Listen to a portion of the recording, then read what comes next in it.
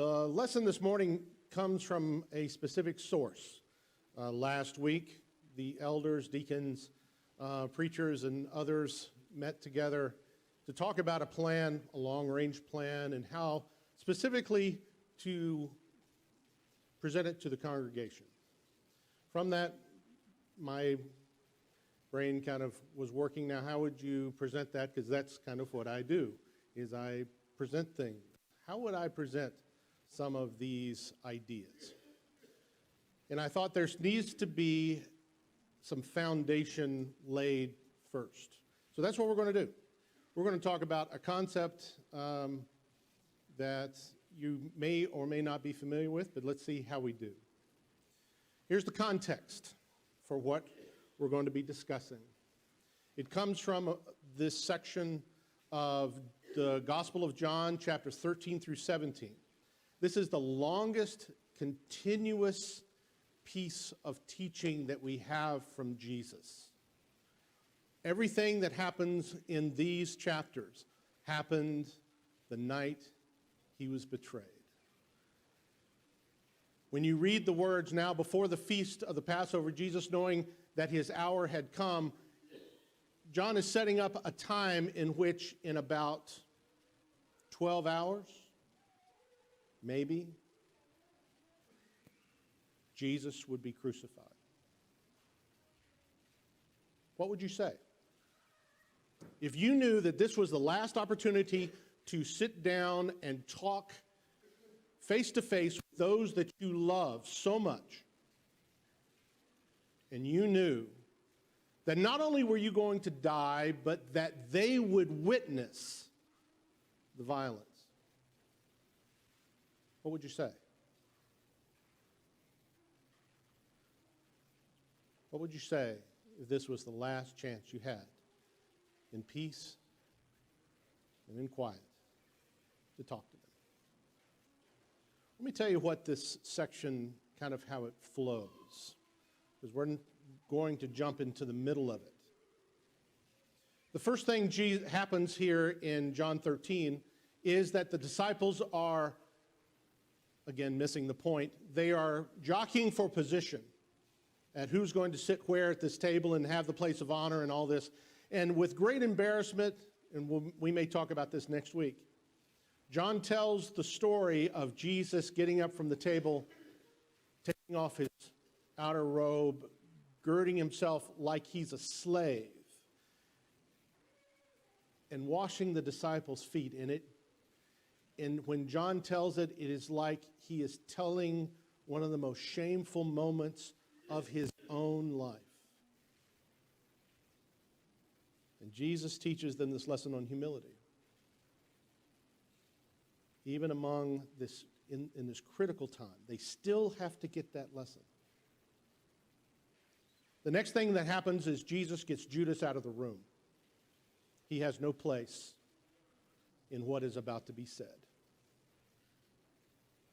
Then he begins preparing them, and if you look at the language of what is said at the end of 13 to 14, he speaks to them like a parent explaining to the child that they're about to die. It is this very tender, very loving language.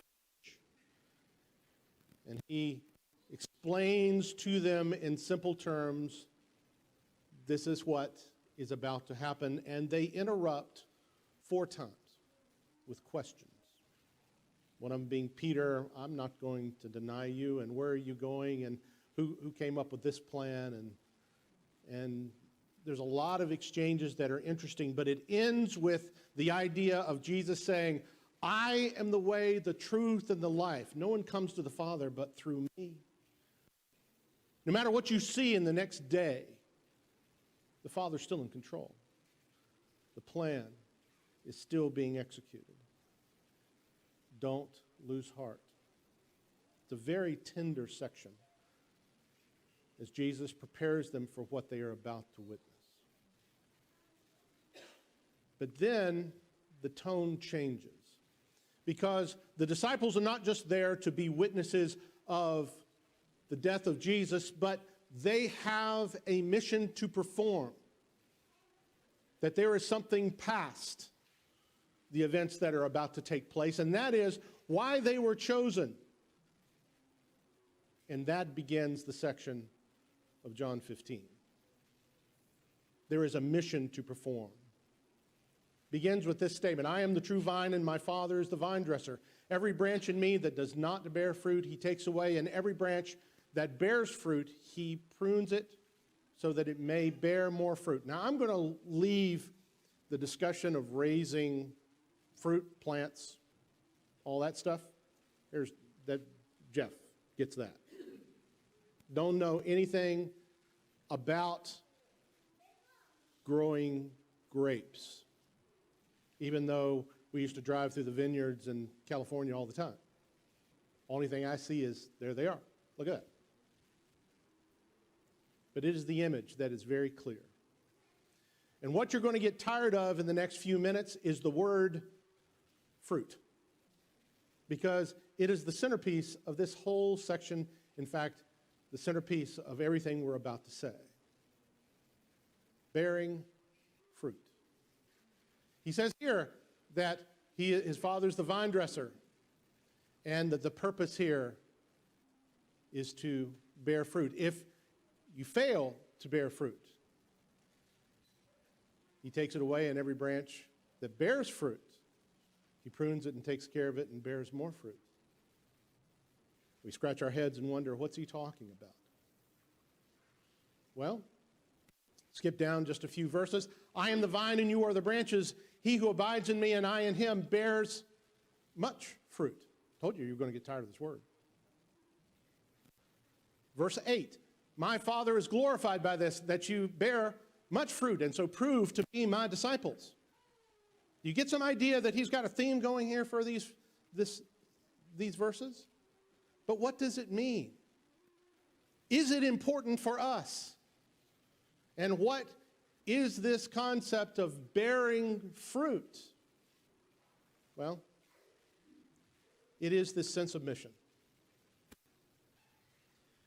That the child of God, the disciple, is not just to exist. We have a mission to perform. What is it? In the simplest terms, it is to bear fruit. Whoa. Well, let's talk about what that does and does not mean. Notice here that when he says, every branch that bears fruit, he prunes it so that it may bear more fruit. My Father is glorified by this, that you may bear that you bear much fruit, and so prove to be my disciples. I ask a question here. Is this a command, or is this just wishful thinking? When he puts it in the terms of every branch in me that does not bear fruit, he takes away.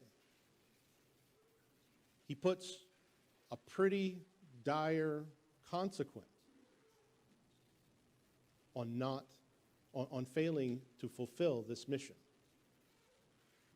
If anyone does not abide in me, he is thrown away as the branch and dries up, and gathers them and casts them into the fire, and they are burned. I believe there is an implied idea there that abiding in him and bearing fruit are not synonymous, but they are so closely tied that you can't ignore that. And he says the failure to do this and a failure to abide in him means this is the fate. To be cast them into the fire and be burned. That's a terrifying image, is it not? But the question is this a command? Sounds like one to me.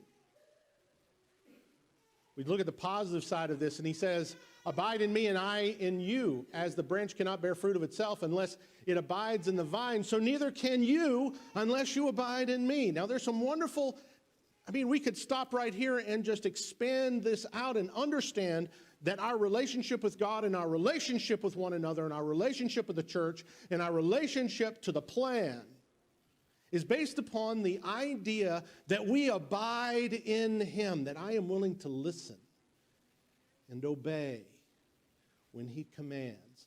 Matthew, the end of Matthew, when he talks about go into all the world and preach the gospel, Make disciples of all nations. The Great Commission.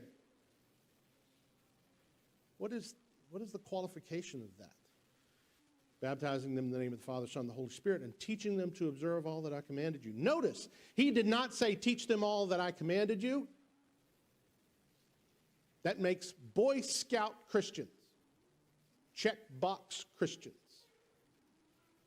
What he said was, teach them one principle. If I command it, they obey it. Then I take the responsibility myself.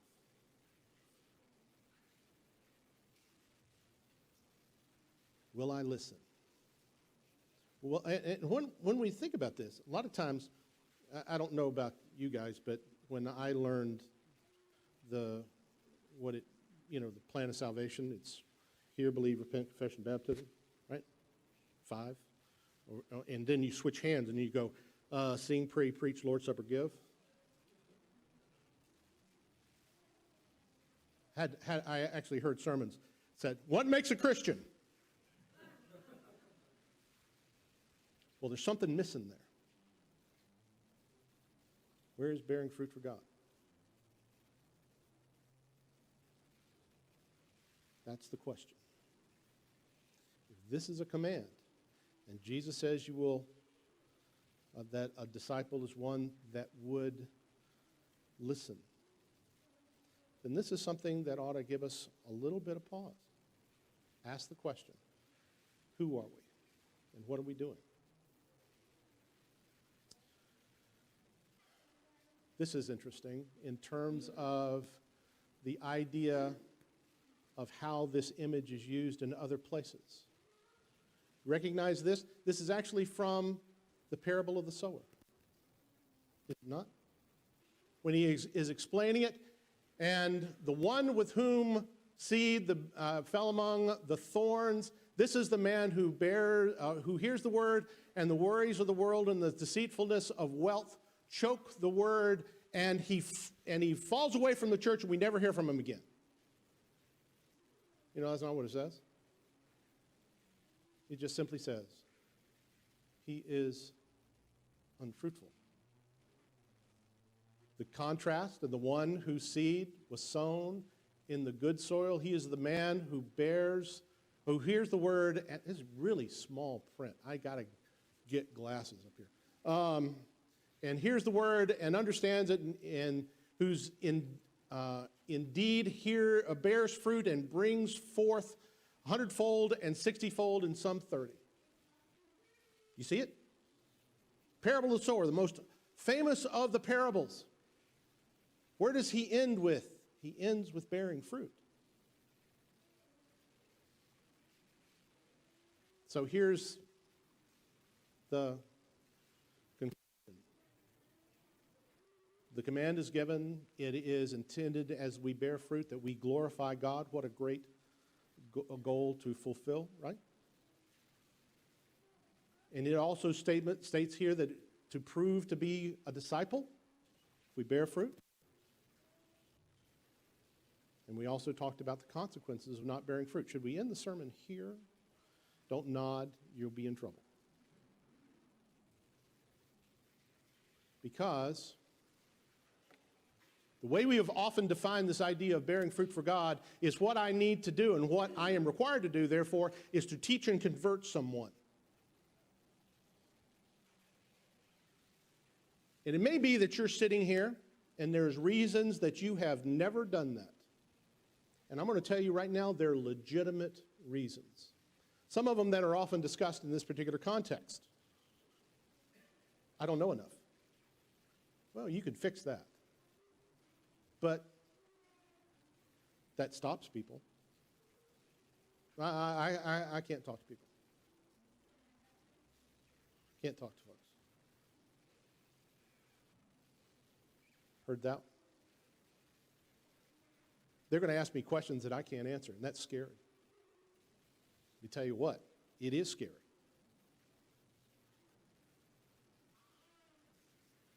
And plus, that's what the preachers do, right? Whew, off the hook.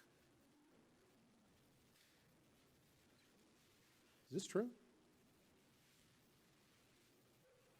Is this the way we think? Let me show you the parallel. The children of Israel were commanded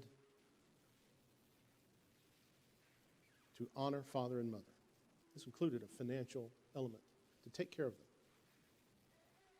And Jesus rips into the Pharisees because they had found an excuse, a workaround, to say, that's not my problem. And they got off the hook. In this particular case, he says, but you say if a man says to his father or his mother, whatever I have that would help you is Corban, that is, given to God.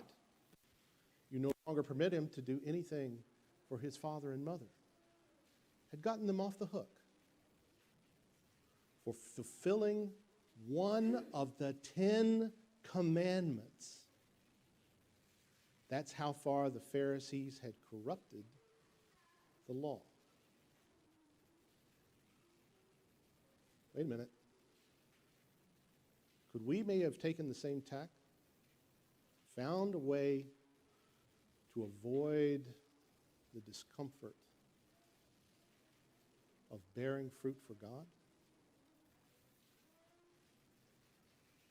It's a scary proposition, because some of the strongest condemnations that Jesus ever spoke had to do with this mindset of the Pharisees. If we allow ourselves to find an argument, an excuse, a dodge, or rationalization, I don't know what word you want to use, that allows us to take a command that Jesus gave us and simply set it aside and said, that's not my problem. Guess what? We have become the Pharisees. But, now let me give you the good news. The problem may be that when we look at this command, that we're looking at it, we define it wrong. And that's the problem. And that's going to be the discussion for the rest of this lesson. That what you think of as bearing fruit for God, well, that's part of it. But it's not the only part. In fact, it may not be the most important part. Bearing fruit for God. I put this as my hypothesis. This is Richard's definition of this term.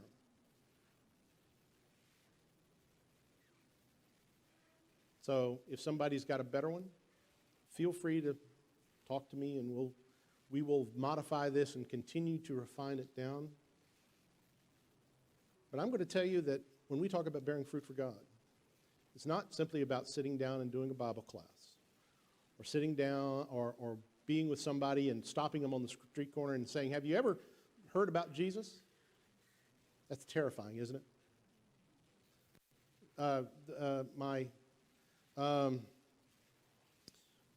My girls took a trip to Boone this past week, and they have pictures of a guy dressed in, I don't know, is he dressed as Jesus? I don't know, but he's dancing up and down the street, holding a sign saying, used to push dope, now I push hope.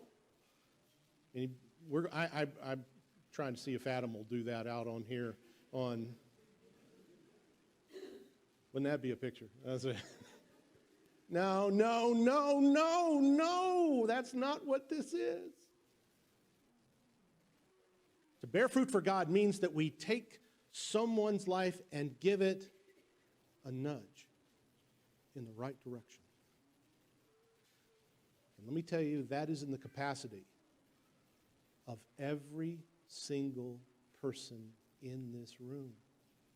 We can do that. I'm going to give you 5 examples of that in just a moment, but we'll look at it. Because I want you to think about what is said here as part of the Sermon on the Mount. This is that discussion of the similitudes. You are the salt of the earth. You are the light of the world. What does he say here? Let your light shine before men in such a way that they may see your good works and glorify your Father who is in heaven. It sounds a whole lot like what he was saying about bearing fruit for God, that when we do that, that the Father is glorified. I mean, let my light shine. This is not just for the kids in Sunday school to stick your finger up and say, this little light of mine, I'm going to let it shine. This is for us. Take a look at this contrast. This is in Matthew 18 and Matthew 10. Take a look at this interesting idea. One is the idea of crushing the faith of one of these, as he describes, little ones. At the very same moment, or in the same idea, using the same words, he says, giving them a cup of water. Think of in a very arid environment, how precious that might be. Look at the difference. The reward will be remembered if what you have done is to aid, help, encourage someone. And if you crush their hopes, discourage them, put a stumbling block. One of the most graphic images that Jesus ever uses. What should it be? All right. I'm going to give you 5 examples. And these are just examples. But they're important examples to me. And happen to be that they're important examples to people that are in this audience this morning. I gave them a heads up because this name up here has a lot of importance to me. Let me explain.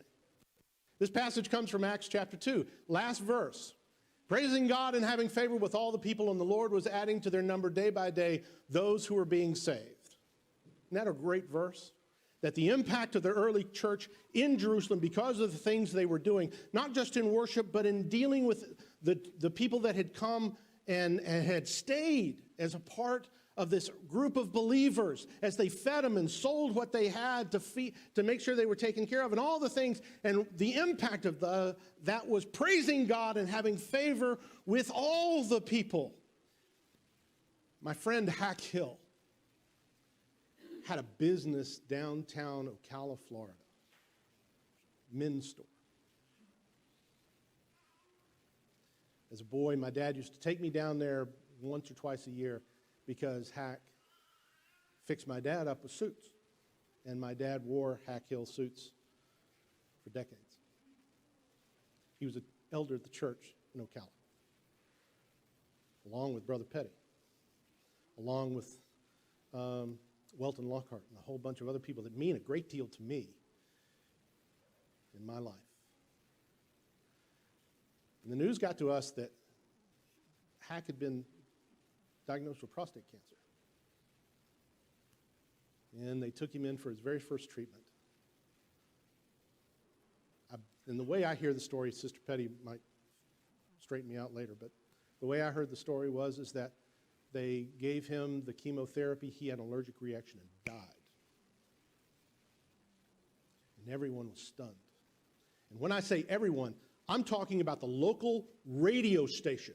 The owner heard that Hack had passed away, kicks his DJ off the radio, and for the next hour and a half takes in calls to the local radio station talking about the impact that Hack Hill had on the town of Ocala. This was an elder in the church. This was the impact he had with everybody. I went to his funeral. It was standing room only. And when I say that, we filled every nook and cranny, and there were still people out the door. The singing was incredible. I got stopped by somebody from the community as I was leaving the thing, and said, if you're a member of that church out there, do you have to audition to be able to sing?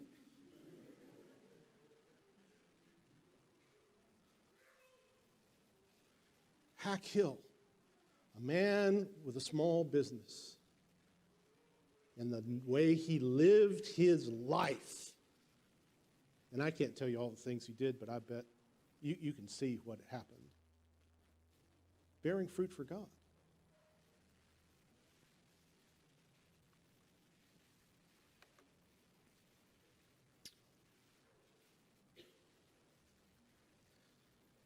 The little reminder up here says little cards.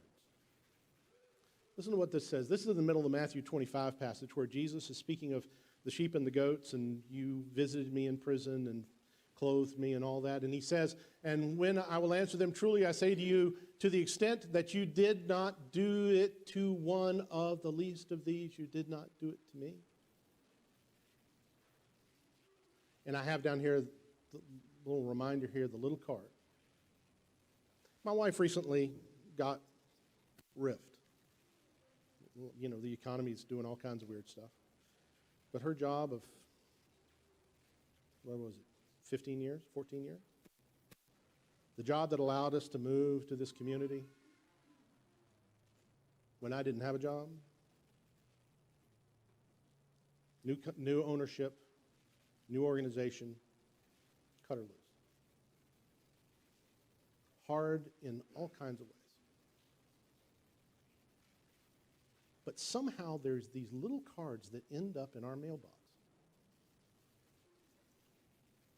No name. Little statements. Thinking about you. Praying for you. Hope you're doing okay today. We have no idea. But that's somebody here doing exactly what Jesus wanted done. I ask you, can you write a card? Can you make a phone call? Can you write an email? Can you stop by with a cup of coffee to encourage someone who's having a bad day, a bad time? Can you drive them to the doctor? Can you do... When we talk about bearing fruit for God, we're not talking about standing up here, wearing a tie, and presenting a lesson. It's talking about changing somebody's life when they're struggling.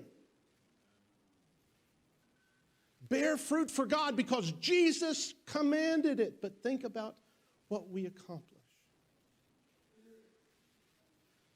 If you want another example of this, I ought to just do a show of hands. People that recognize the name David Jackson.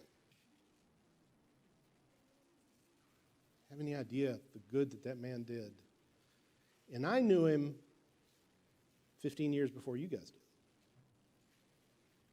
Let me tell you what, he lives it. Thank you, David.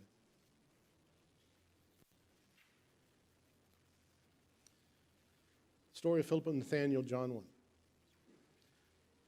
Exactly what lesson did Philip teach Nathaniel? Nothing.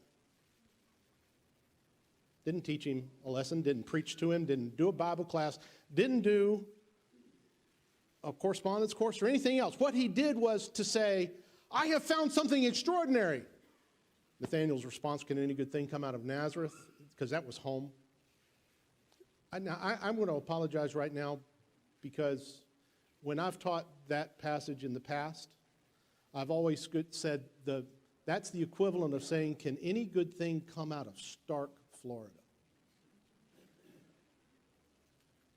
I worship with people from Stark now. I can't say that. But that was my illustration for years. I need to pick a new spot. Denver? I don't know. We'll figure it out sometime. But he's incredulous. I mean, can any good thing come out of that place? And Nathaniel's response was just, come and see. Come and see. Come. Go with me. Let me show you. Do you know that that's bearing fruit for God?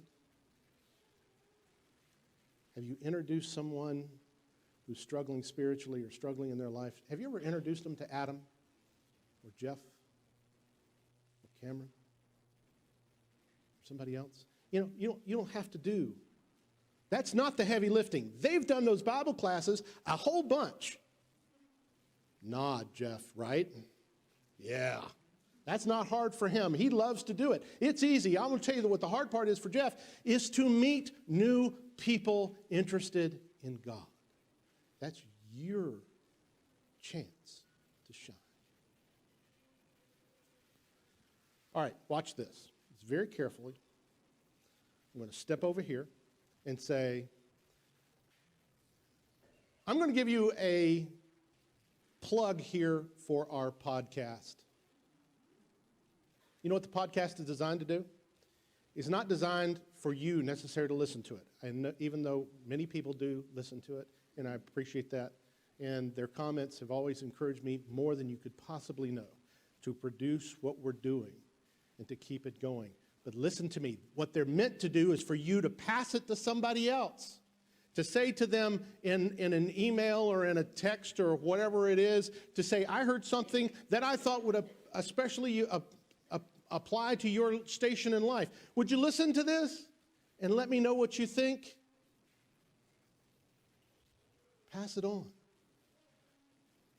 I don't know. Does anybody know anybody near Omaha? I don't, but somebody keeps listening in Omaha. Somebody here passed it on.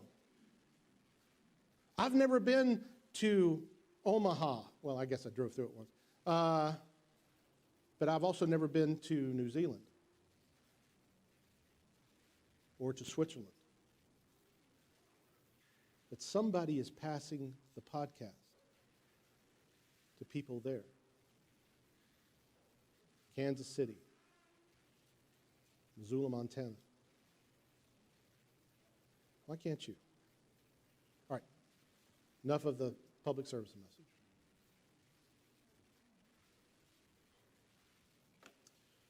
Real quick. 2 Corinthians has a section in it that's fascinating.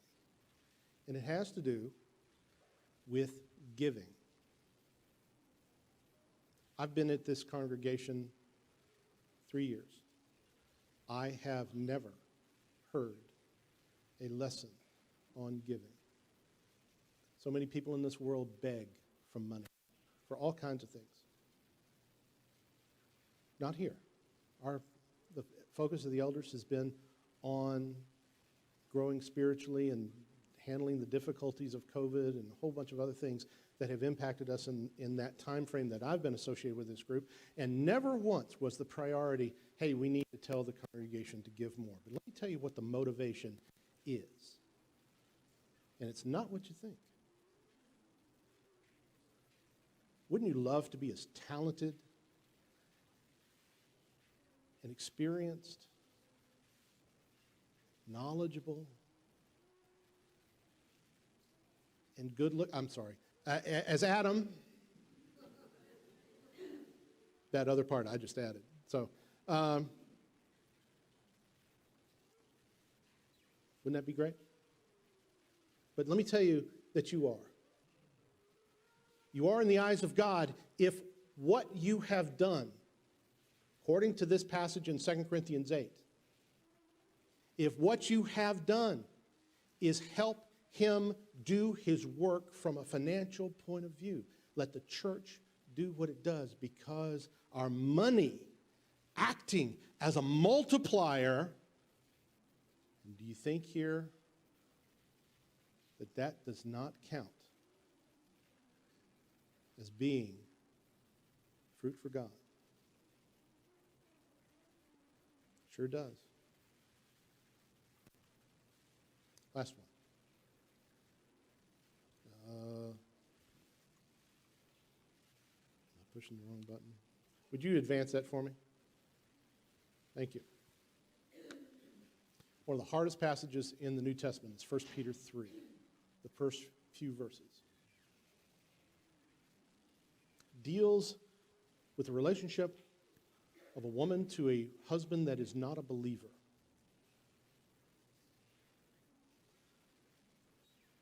This is an emotional passage in so many ways to people. I was a young preacher and was preaching this, actually teaching it in a Bible class on 1 Peter.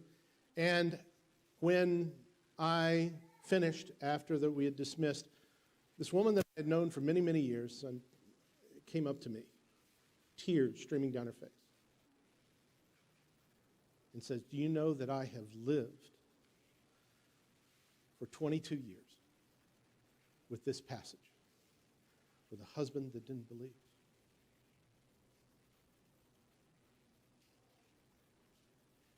And she said, "Look." Because guess what?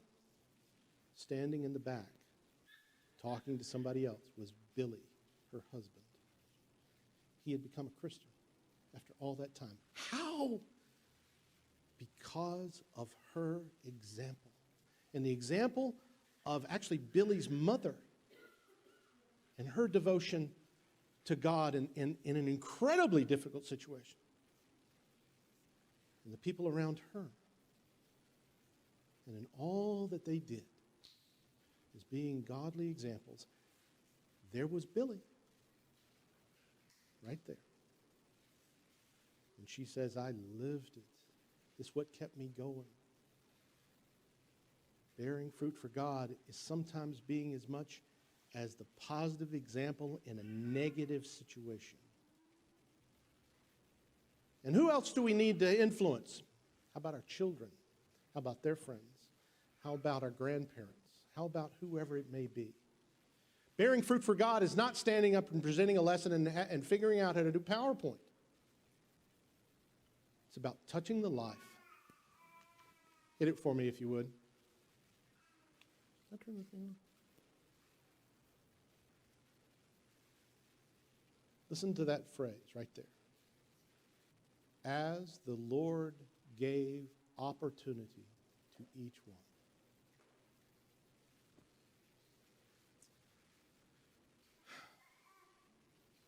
Let me tell you, we're not off the hook for this. God wants us to bear fruit for God.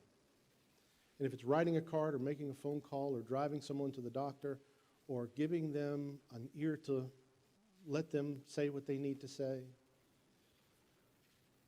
maybe somebody needs their grass cut. I don't know. And not just within the group, in fact, more so even outside. Let them see your light and who you are. Bearing fruit for God is a command that glorifies God when we fulfill it. It also proves who we are. Let your light shine. We have that sense of mission as we come into this next little bit of 2022. And we channeled the spirit of men like Hack Hill and David Jackson, or the women like Kathy, and determine that we can do what is within our grasp to do to glorify God. What impact can we have? Maybe you're not a child of God. We would urge you to make that choice because that's who we are. I hope that's what you see. If you're struggling with that, what can we do to encourage you? Why don't you come up front while we stand and sing our invitation song?